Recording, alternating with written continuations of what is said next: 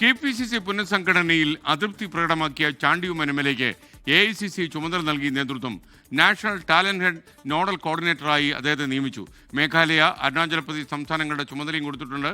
R Achuthan ഡൽഹിയിൽ നിന്നും telephone ലൈനിൽ ചേരുന്നു. അച്യുതൻ, വിവരങ്ങൾ.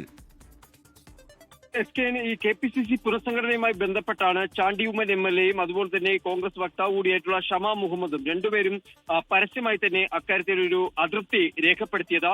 ഇതിന് പിന്നാലെയാണ് ഇപ്പോൾ ഇരുവർക്കും ഓരോ പദവി നൽകിക്കൊണ്ട് തൃപ്തിപ്പെടുത്താനുള്ള ശ്രമം ദേശീയ നേതൃത്വത്തിന്റെ ഭാഗത്തുനിന്ന് ഉണ്ടായിരിക്കുന്നത്. ടാലന്റ് ഹണ്ട് കോർഡിനേറ്റർമാരായി ഇരുവരെയും ഇപ്പോൾ കോൺഗ്രസ് ദേശീയ നേതൃത്വം നിയമിച്ചിരിക്കുകയാണ്.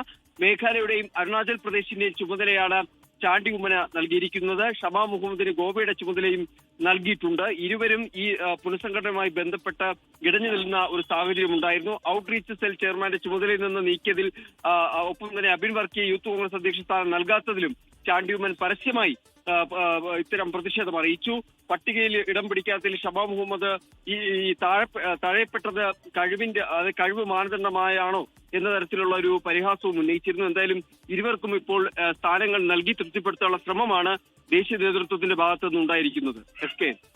ലോകത്തെവിടെയായാലും ഏത് സമയത്തും 24 വാർത്തകളും ഓഗ്മെന്റഡ് റിയാലിറ്റി പാക്കേജുകളും എക്സ്പ്ലെയിനറുകളും വിശദമായി കാണാൻ ഞങ്ങളുടെ YouTube ചാനൽ നിങ്ങൾക്ക് സബ്സ്ക്രൈബ് ചെയ്യാം.